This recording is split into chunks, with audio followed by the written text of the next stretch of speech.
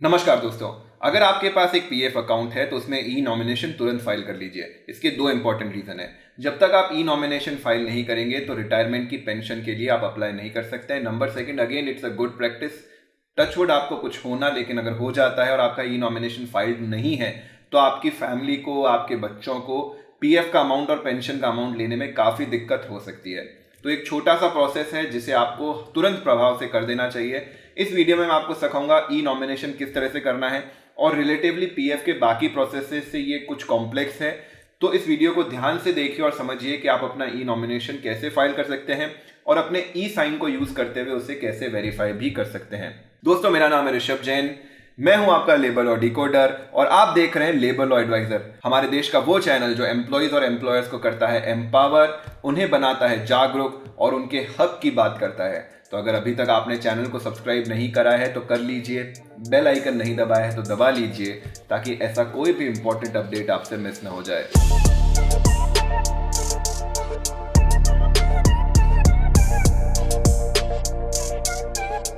ई nomination file करने से पहले कुछ चीजों की आपको जरूरत पड़ेगी। सबसे पहली बात ध्यान रखिए कि आप मल्टीपल नॉमिनी फाइल कर सकते हैं। चाहे तो आप अपनी वाइफ को एंड सन को या डॉटर को नॉमिनी बना सकते हैं। जिन जिन व्यक्तियों को आपको नॉमिनी बनाना है उनकी आपको कुछ डिटेल्स चाहिएगी। सबसे पहले उनका आधार कार्ड आपको चाहिएगा, उनकी बैंक डिटेल्स जिसमें अकाउंट नंबर और आईएफएससी कोड होना चाहिए वो आपको चाहिएगी, और थर्ड उनकी फोटो चाहिएगी डिजिटल फॉर्मेट में। अगर आप लैपटॉप के थ्रू कर रहे हैं तो लैपटॉप में, नहीं तो आपको अपने मोबाइल में उनकी फोटो चाहिएगी। इस फोटो में भी आपको ध्यान रखना है कि फोटो 100 KB से कम की होनी चाहिए। अगर ये फोटो आपकी बड़ी साइज की है तो एरर आएगा। मैं इसी वीडियो के एंड में आपको ये भी सिखा दूंगा कि आप फोटो की साइज को कैसे रिड्यूस कर सकते हैं। नंबर सेकंड, अगर आप अपना खुद का नॉमिनेशन फाइल कर रहे हैं तो आपको भी कुछ चीजों की आवश्यकता होगी। सबसे पहले आपको जरूरत पड़ेगी अपने आधार की वर्चुअल आईडी की। ये वर्चुअल आईडी कैसे बनाना है इसको भी इसी वीडियो के एंड में मैं आपको सिखा दूंगा। इसके अलावा आपकी आधार की केवाईसी कंप्लीट होनी चाहिए, और आधार की केवाईसी के साथ आपका जो मोबाइल नंबर आधार के साथ लिंक्ड है वो भी आपको जरूरत पड़ेगी। तो ये सारी चीजें पहले से आप अरेंज कर लीजिए। अरेंज करने के बाद अपने पीएफ के मेंबर पोर्टल पर लॉगिन करिए। मेंबर पोर्टल पर लॉगिन करने के बाद मैनेज में आप ई नॉमिनेशन सेक्शन पर जाइए। ई नॉमिनेशन में आपसे पूछा जाएगा family declaration having a family, उस पर आपको येस पर क्लिक करना है। अगर आपका पहले से कोई नॉमिनेशन फाइल नहीं हुआ है तो ये नीचे आपको ब्लैंक दिखेगा, जैसा कि आपको इस स्क्रीन पर दिख रहा है। अगर आपका कोई ऑलरेडी नॉमिनेशन फाइल है तो भी आप एक एडिशनल नॉमिनेशन फाइल कर सकते हैं। तो हैविंग अ फैमिली पर आप येस क्लिक करेंगे तो आपको कुछ इस तरह की स्क्रीन नजर आएगी। इस स्क्रीन पे आप Aadhaar number, name, date of birth, gender, relation, address, IFSC code upload करिए। जब आप यहाँ पर आईएफएससी कोड फिल करेंगे तो ये बैंक डिटेल्स ऑटोमेटिकली फिल हो जाएगी। लास्ट में आप करेक्ट अकाउंट नंबर फिल करिए। अगर आपने डेट ऑफ बर्थ में 18 साल से छोटी उम्र डाली है तो आप यहाँ पर गार्जियन भी ऐड कर सकते हैं। अब यहाँ अपलोड फोटो पर क्लिक करिए। देखिए इसमें आपको कुछ कंडीशंस दिखाई देगी। सबसे पहले कंडीशन है कि आपके पास फोटो डिजिटल फॉर्मेट में यानी आपके लैपटॉप या मोबाइल में होनी चाहिए। नंबर सेकंड, फोटो की जो टिपिकल साइज बताई है वो 3.5 बाय 4.5 बताई है। ये एक टिपिकल पासपोर्ट साइज की फोटो भी होती है। तो अगर आप एक पासपोर्ट फोटो की फोटो ले रहे हैं तो वहां से आपका काम बड़े आराम से हो जाएगा। इनफैक्ट ये साइज थोड़ी कम या ज्यादा रहेगी तो भी दिक्कत नहीं आने वाली है। अब यहाँ पर आप ब्राउज करके ये फोटो अपलोड करने की कोशिश करिए। अगर ये फोटो 100 KB से ज्यादा की है तो ये इस तरह का एरर आएगा, लेकिन अगर आप अपनी फोटो की साइज रिड्यूस कर देंगे तो ये फोटो बड़े आराम से यहाँ पर अपलोड हो जाएगी।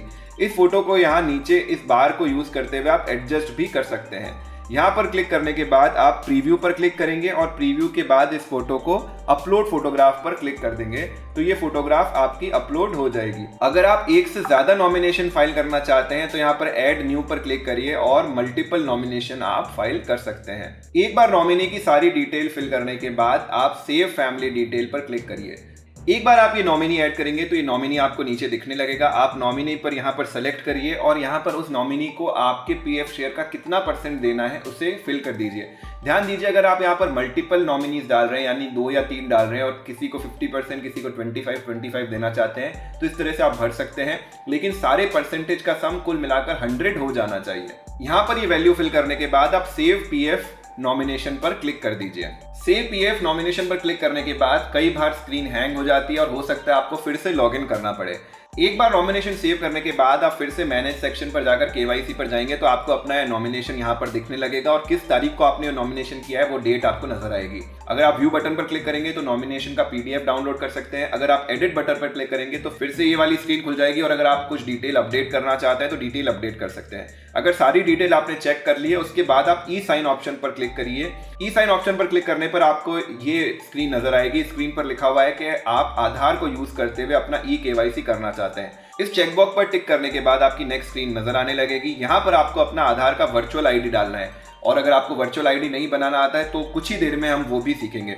वर्चुअल आईडी डालने के बाद आप गेट ओटीपी पर क्लिक करेंगे। आपके पास एक 6 डिजिट ओटीपी आएगा, वो ओटीपी यहाँ पर एंटर करिए। नीचे आप टिक कर दीजिए I have read the conditions and submit पर क्लिक कर दीजिए। ये आपकी ई केवाईसी कंप्लीट हो जाती है। इसके बाद अगेन हो सकता है कि आपको पीएफ की साइट से बाहर लॉग आउट कर दिया जाए। आप फिर से जब पीएफ साइट में लॉग इन करके देखेंगे तो आप वहां पर पाएंगे कि आपकी ई केवाईसी कंप्लीट हो चुकी है और यहाँ पर नॉमिनेशन सक्सेसफुल नजर आने लगा है। अगर आप फिर से एक और केवाईसी ऐड करना चाहते हैं या फ्यूचर में इस केवाईसी को एडिट भी करना चाहते हैं तो यहाँ पर एंटर न्यू नॉमिनेशन पर आप क्लिक करेंगे तो वही प्रोसेस फिर से शुरू हो जाएगा और आपसे क्वेश्चन पूछा जाएगा हैविंग अ फैमिली, यस या नो पर क्लिक करने से आप नया नॉमिनेशन फिर से ऐड कर सकते हैं। अब सबसे पहले सीखते हैं कि आप वर्चुअल आईडी किस तरह से जनरेट कर सकते हैं अपने आधार के साथ। तो वर्चुअल आईडी के लिए आपको यूआईडी की वेबसाइट पर जाना होगा uidai.gov.in। इसमें आपको आधार सर्विसेज के अंदर एक ऑप्शन मिलेगा virtual ID generator. Virtual ID generator पर क्लिक करने पर यह स्क्रीन आपको नजर आएगी। इस स्क्रीन में आप अपना आधार नंबर डालिए, नीचे कैप्चा फिल करिए और गेट ओटीपी पर क्लिक करिए। इस पर आपके आधार नंबर पर एक ओटीपी आएगा। ये ओटीपी आपको यहाँ पर ऐड करना है। ओटीपी ऐड करने के बाद नीचे आपको दो ऑप्शन पूछे जाएंगे, जनरेट वर्चुअल आईडी या रिट्राइव वर्चुअल आईडी। अगर आपने पहले से कोई वर्चुअल आईडी बना रखी है और सिर्फ आप उसको फिर से प्राप्त करना चाहते हैं, आपके से वो वर्चुअल आईडी लॉस्ट हो गई है, तो आप रिट्राइव वर्चुअल आईडी पर क्लिक कर सकते हैं। अदरवाइज आप जनरेट वर्चुअल आईडी पर क्लिक करके अपनी नई वर्चुअल आईडी बना सकते हैं। अगर आपने करेक्ट ओटीपी डाला होगा तो फाइनली ये स्क्रीन नजर आएगी, your virtual ID send to your registered mobile number, और आपको अपने मोबाइल नंबर पर 16 डिजिट की वर्चुअल आईडी मिल जाएगी। इस वर्चुअल आईडी को यूज करते हुए अपना ई नॉमिनेशन फाइल कर सकते हैं। अगर आप फोटो को कंप्रेस करना चाहते हैं तो उसके लिए आपको नेट पर बहुत सारी वेबसाइट मिल जाएगी। आप सिंपली सर्च करिए फोटो कंप्रेसर। फोटो कंप्रेसर की आपको देखिए ढेरों वेबसाइट मिल रही है। इनमें से किसी भी वेबसाइट पर क्लिक करिए, यहाँ पर सेलेक्ट फोटो का ऑप्शन आएगा। फोटो सेलेक्ट करिए, इसकी साइज को कम करिए, क्वालिटी को कम करिए और इसे डाउनलोड करके देखिए। अगर ये 100 KB से कम हो गई है तो अच्छी बात है, नहीं तो और इसको कंप्रेस करके आप 100 KB से कम की इमेज भी प्राप्त कर सकते हैं। तो उम्मीद करता हूँ आपको हमारा ये प्रयास पसंद आया होगा। अगर आपको वीडियो पसंद आया है तो जरूर वीडियो को लाइक करिए, अपने दोस्तों के साथ शेयर करिए ताकि हमें ऐसे ही और वीडियोस बनाने का मोटिवेशन मिल सके। अगर आपके कोई प्रश्न है, कोई सुझाव है तो नीचे कमेंट्स में जरूर पूछिएगा। हम नए वीडियोस के कमेंट्स का ज्यादा से ज्यादा रिप्लाई करने की कोशिश करते हैं। और अगर आप पेरोल या कंप्लायंस फील्ड से जुड़े हुए हैं या इस फील्ड में अपना करियर बनाना चाहते हैं तो आप चेकआउट कर सकते हैं lpt.institute, जहां हमने पेरोल और कंप्लायंस से जुड़े हुए काफ़ी अच्छे कोर्सेज आपके लिए बनाए हैं जो आपके करियर ग्रोथ में या अपनी नई कंसल्टेंसी शुरू करने में मदद करेंगे। इन कोर्सेज पर अभी काफ़ी डिस्काउंट भी चल रहा है, तो ज़रूर नीचे जाकर लिंक पर चेक करिए और इस ऑफर को अवेल करिए। तो आज के एपिसोड में इतना ही। ऋषभ जैन आपके लेबल और डिकोडर को आज्ञा दीजिए। जय हिंद, जय भारत।